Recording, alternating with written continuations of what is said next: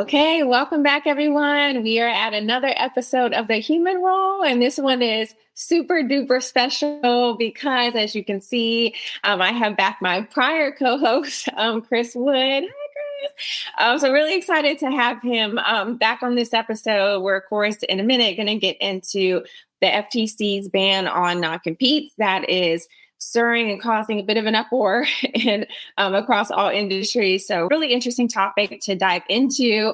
But before we do that, it's been 6-7 months or so since Chris stepped away. He got other great opportunities. And so really, Chris, would like to just welcome you back. So glad that we were able to stay connected. Chris and I have, really good friendship behind the scenes, and just want to give you the floor so you can tell everyone what you've been up to, how things have transpired with you. So just let us know what's been going on, how things have been going on your end. It's so good to be back with you, and congratulations on all of your success with the podcast. Let's see, in the last half a year or so, I think I can just note a couple of quick things. First, I've become a board member on the fantastic New York Metro chapter of Payroll Org, and I'm continuing with the biannual study groups for the payroll professional exams. And it's a really great group of people. I encourage anyone to check out their website and attend any of the events that are of interest. They do a lot of them virtually. The second thing that has been keeping a bit of my time recently is I finished up volunteer mediation training with the New Jersey courts. And I'm going to be taking next steps over the summer and eventually begin with that process. So I've been keeping busy with those two items, as well as my 9-to-5 job also keeps me busy, as there are always a lot of payroll-related topics to explore. Including today's topic, as it touches on a little bit of payroll and a little bit of HR too, which is what Tiana's podcast, The Human Role, I think does best. Thank you so much for that, Chris. Look, the mediation sounds intense, huh? I feel like that's but you know what? In payroll, you're always kind of indirectly mediating, right? When someone, comes to you about questions and topics like this. So glad to hear all is still going well on your side. And let's definitely get right into the meat and potatoes of our topic here. So the FTC's ban on non-compete has just been a high-end topic. So I think from an employee stance, I feel like, at least assume in my opinion, from an employee stance, it's probably going to be a bit of a relief.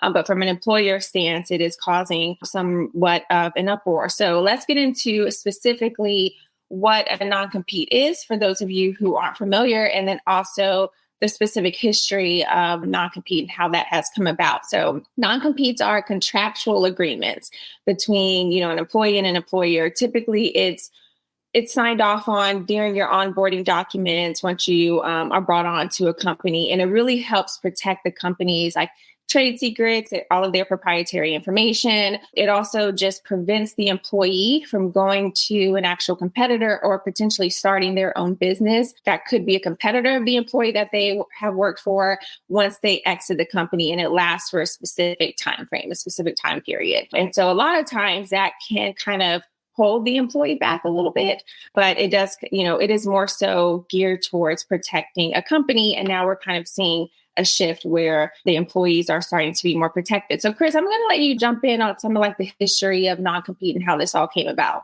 Something that I, in doing a little bit of research, was a bit surprised, because in my mind, I typically think of non-competes at higher end levels in employment in companies, and not dating back that far. However, the history of non-compete contracts can be traced back to the early common law, particularly 15th, 16th century England, where the economy relied heavily on the apprenticeship system and even the guild structure.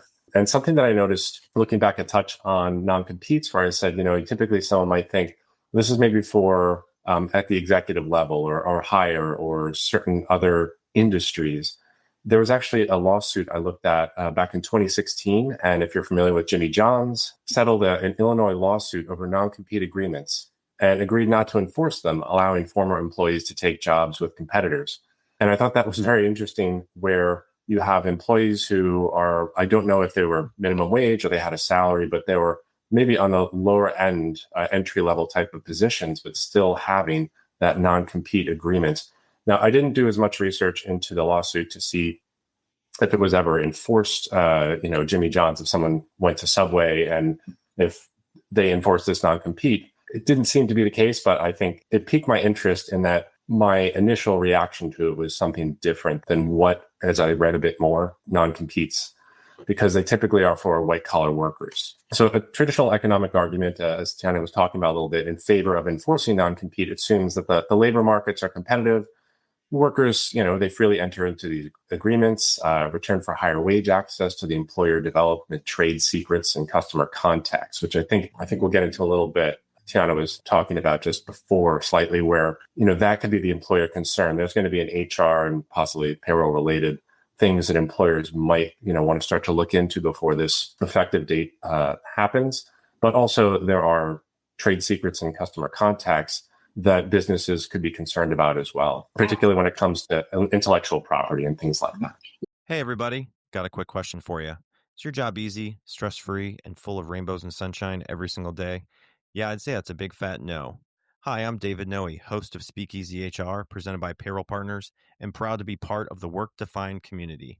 Take a step down into my Speakeasy live on LinkedIn and YouTube, where we tackle HR and business challenges through raw, uncut, unfiltered conversations. This is HR like you've never heard it before. Bold, real, and full of practical takeaways. Real guests, bold insights, authentic conversations that drive change. Catch every episode on demand through your favorite podcast platform or all the content at speakeasyhr.com. Yeah, absolutely. And I would say too, when you're mentioning like the Jimmy John's employees, I think there was a stat you had found, Chris, at one point when we were discussing this topic where a good bit of percentage of employee populations that don't even make more than 40,000, I think 40,000 or less a year, majority of them are under non-competes, right? And so that does seem a little bit, drastic, I guess, depending on the industry, kind of depends on that. But you're really holding people back, right? People are really fearful, which we will get into in a little bit in a couple other questions. So let's get into our next conversation discussion on like what the primary reasons were for the FTC to oppose a ban on non-compete agreements. I mean, we're talking about, helping the economy, helping, put money back into the employee's pocket, also not being so, exploitative and so forth. So Chris, I'll let you kind of talk about like the low potential harm on employees, with keeping their wages low and keeping people fearful. The FTC's idea or concept behind this ban on non-compete clauses. One of the first items they talked about was that it keeps wages low, suppresses new ideas, and according to the FTC, it could rob the American economy of dynamism, including from the more than 8,500 new startups that will be created once a year once the non-competes are banned. Another item they said is one of the reasons to have a ban on non-competes, it would lead to more business formation. And the FTC said it estimates banning non-competes would lead to 2.7% more new business formation per year, again, resulting in over 8,500 additional new businesses annually. Also expected to increase average workers' earnings by $524 per year and lower healthcare costs by $194 billion over the next decade. And I think there are some negative impacts of non-competes as well. Tiana, I don't know if you want to hop in and talk about that for a moment. So negative impacts on banning non-compete is it really can be, for the most part, like exploitative, right? Where you're keeping employees in a potential undesirable job, right? They're feeling forced to stay in that job, feeling held hostage, right, by a non-compete because they can't leave. So certain examples of this, say, for example, and some people may not know this. I know we're talking about like IT worlds where they're creating stuff, but also even like your news anchors and news reporters, right, that you're seeing on the TV, right? So a lot of times they're under non-competes. So if they do leave their network, they cannot go to another network in the city for a specific period of time. Most of the time, that's probably like 6 months to a year, right? And so I'm not saying people don't have money like that saved up, but given in this economy in 2024, like that's hard to kind of stay with inflation and so forth. So you're essentially forcing people to have to move out and move away, to move to another city or to another state, which is also a cost component. And then if someone does want to start their own business separately from a situation like that, if you get into a company, if you learn something, and maybe you're not stealing that idea, but you have a different idea or maybe a potential better idea that, and you feel mistreated by an employer, and so you want to start your own, then you could potentially get into a legal ramification with an employer. And then you're really kind of in a pickle because legal costs and court costs, they're expensive and they're long and drained out. So there's definitely different alternatives. So outside of, the non-compete gets removed, the separate alternatives could be your non-disclosure agreements, could be confidentiality agreements. So that's the FTC's, response to this is that, okay, we review that portion of your business to kind of help make sure your trade secrets are manageable and still intact. So let's get into certain rebuttals, I guess, effects on employers, because obviously we'll get into in a little bit, there have been some lawsuits that were hit as soon as this came out, right? The FTC launched it. It is not to go into effect until September of this year. But Chris, maybe talk a little bit about the effects that employers could potentially have with not being allowed to use non-competes anymore. Employers can no longer rely on the restrictive non-compete clauses to prevent employees from leaving for competitors or starting new businesses. Instead, they need to focus on fostering positive work environments, offering competitive compensation and benefits, and providing genuine opportunities for career growth and to retain top talent. And that's been something, I think Tiana and I, we've talked about this before, and I think it's still trending, whether it's HR or payroll, which is about retaining and keeping good talent. And it sounds like they're suggesting this ban is going to also help with regard to employee retention and opportunity. And some alternatives, as Tiana pointed out, that employers are going to need to explore to safeguard their secrets, intellectual property, customer relationships. Those strategies, as Tiana said, non-disclosure agreements or NDAs, and some other things. It also aims to promote work mobility, which, as Tiana said, if you're in a situation where you have a non-compete and you're in, let's say, a media company, as she said, and it's a big city and you have some opportunities. However, you have this non-compete. Are you supposed to go to a smaller city? If you have a family, how is that going to work as far as moving?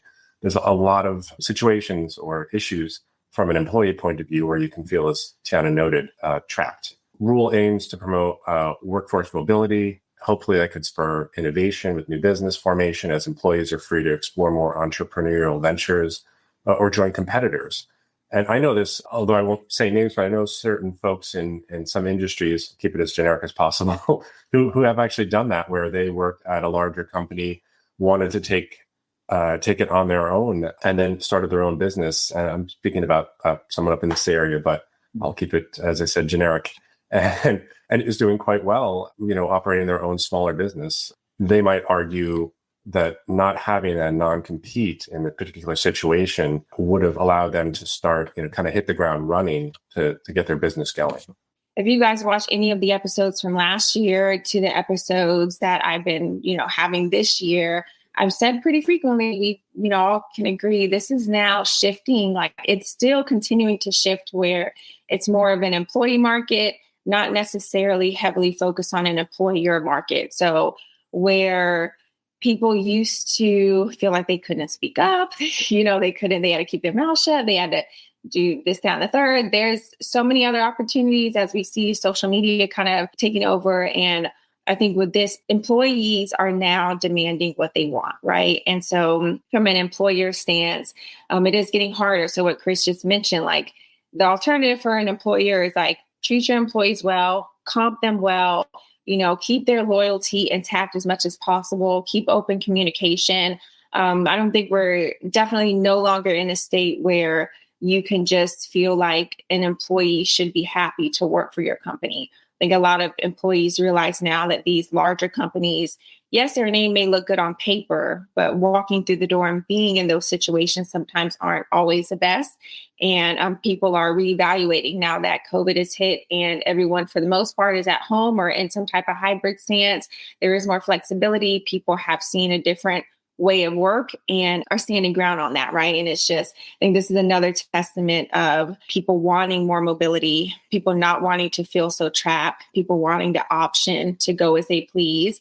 I think we're even seeing it outside of like business, right? We can see in the news some of these famous people, right, are just maybe reaping what they sow. I don't know. I have no clue. But it's just like one of those things where you're seeing certain traction now and you're seeing a shift in the world. And I think the FTC is trying to do its due diligence for employees. Clearly, for them to get to this point, there have been enough complaints. Clearly, there's probably been enough lawsuits, right, that have come through that has caused them to look at this and take matters into their own hands. And so I would definitely say, obviously, from an employer stance, yes, it could affect you. But another note is the senior executives, right? So the senior executive group, which I think qualifies as like someone who makes over 151,164 a year, and also someone who was like a policymaker within a company.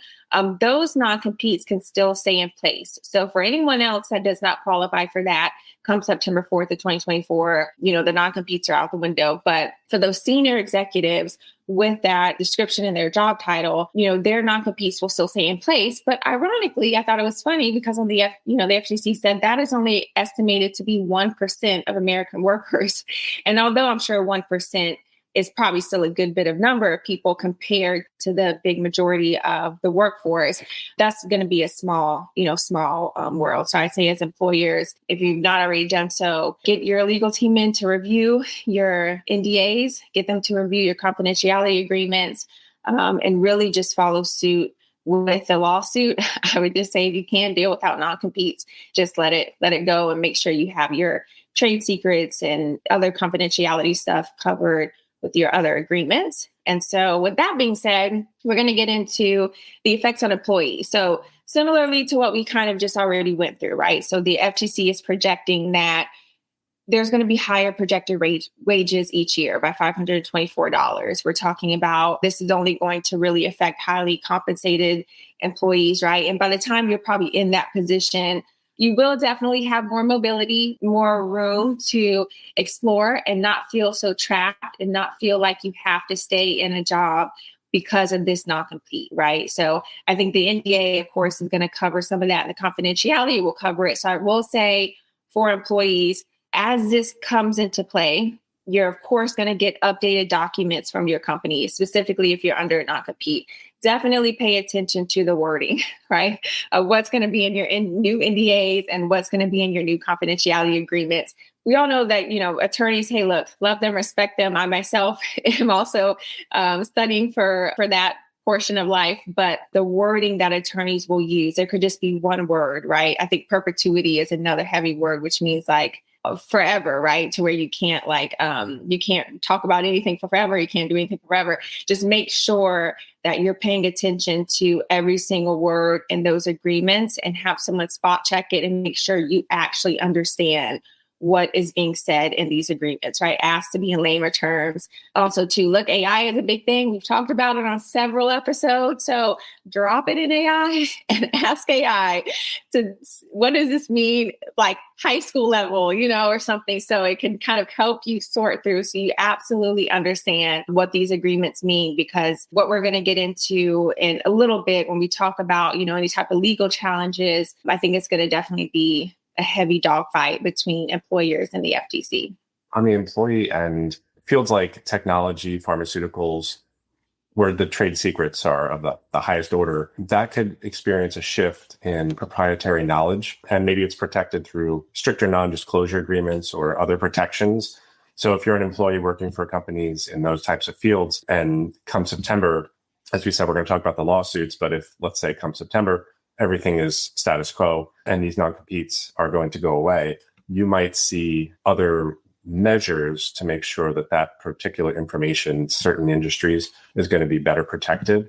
So you might want to look for that. I'm sure the HR departments of many companies are going to be quite busy between now and then. I would also add, just on the employee end, from perhaps an employer point of view, a good company culture, embracing that idea of fostering employee talent, offering good benefits and things of that nature, where you really want to hold that quality talent. That's going to be a benefit to the company. It's also going to be a benefit to the employee. So it's kind of, as cliche as it sounds, a bit of a win-win if you're looking at a non-compete and saying, well, we'd really like to stay in place, but if this ruling holds up, obviously a shift is going to need to be made.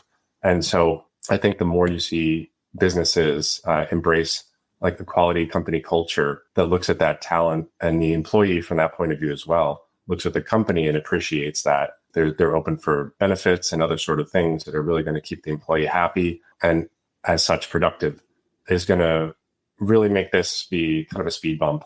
Some industries may be looking at it to say this could be a big issue, and rightfully so. But I also think if you look at it from a full company, as far as the business and the employees' point of view, I think there's areas to work together and ultimately come out on top. Absolutely. I would say too, go back and look at some of the episode on culture and so forth. Chris just hit it right on the head. It's like communication, benefits, showing that empathy, essentially will bring loyalty, right, into your company. And I mean, there's always going to be those bad apples. We know that, right? But it's like, for the most part, I think people do want that sense of feeling and belonging, right, with the company. And they want to feel like that they are being rewarded and being compensated well. And I just think if employers, there are definitely some employers that have figured it out, but for the ones that haven't, once you kind of change a shift and focus on the culture, I think some of this stuff where you're talking about non-competes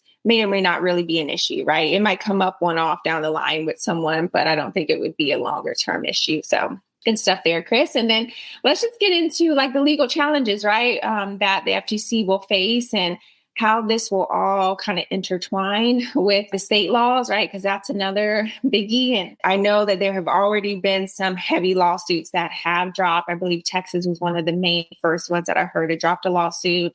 So there's definitely going to be employers that are all over things like white on rice to try to get this to halt. So Chris, maybe give us some details on some research that you've done on some of the lawsuits. Some of the things critics are arguing is that the FTC itself exceeded its statutory authority in issuing a non-compete ban. And they're saying this because the agency has never before utilized its rulemaking power to regulate employee non-compete agreements.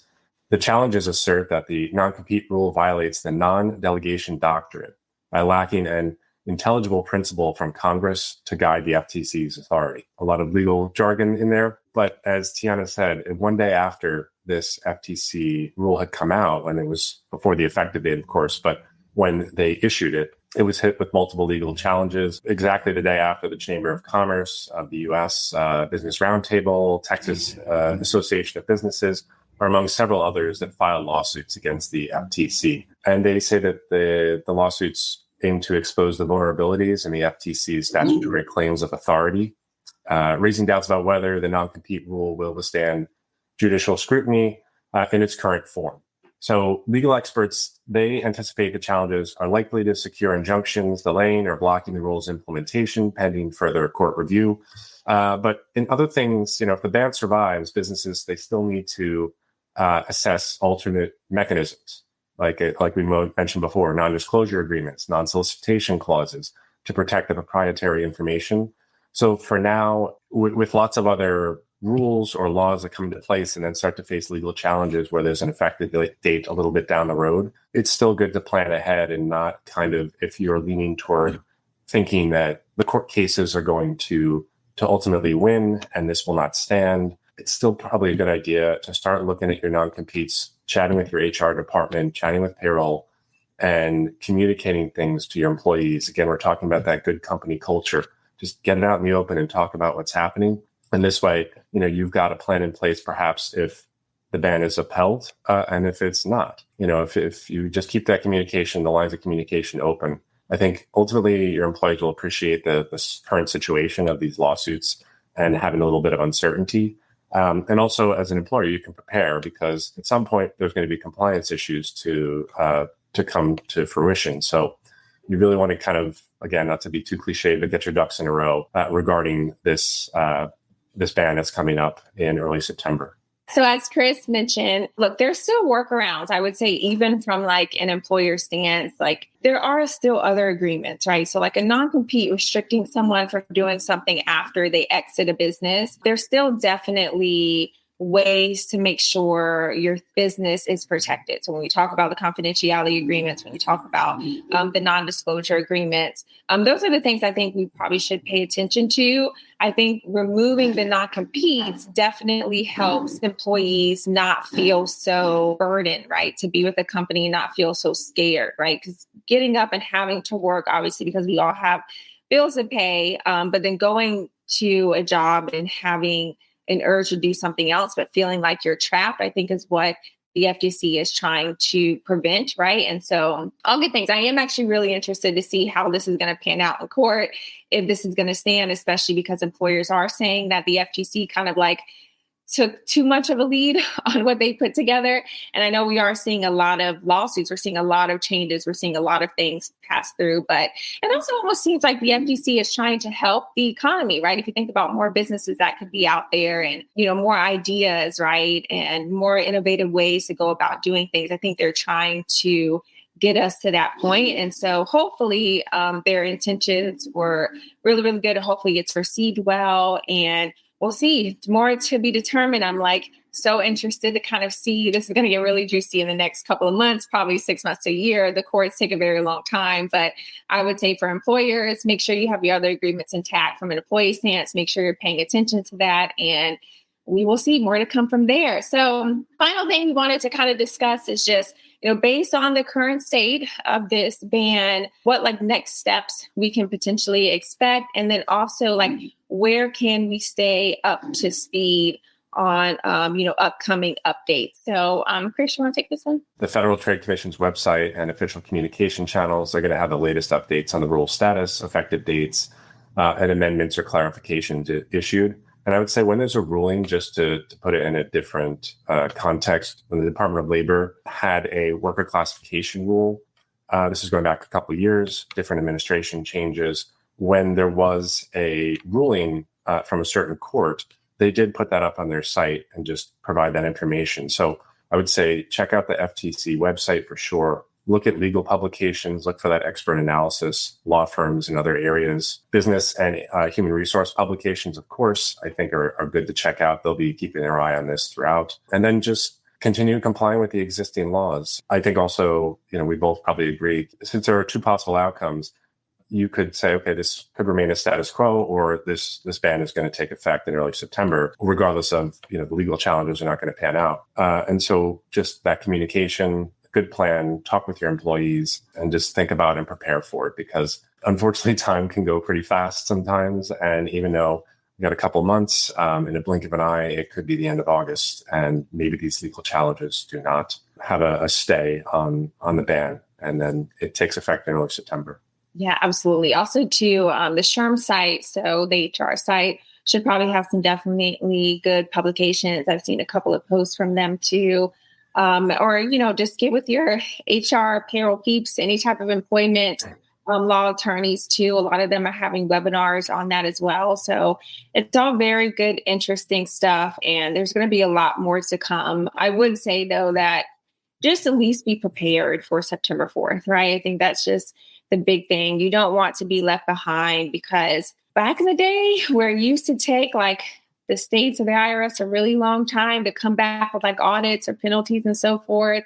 I don't know if that's really going on anymore. Everyone is still like in the need, right, to like get their money and get their funds right. And AI is also being programmed on the back end with a lot of this stuff. So a lot of things are spitting out quicker than we can expect. So I would just say you don't want to just think, oh, it's never going to pass or it's never going to get through or whatever. Like, no, it's here. So let's just conform to it. And even if something does get changed in court, I think as we go back to talking about culture, right? How good would it be that you're just like, whatever happens, but we're going to remove our non-competes, right?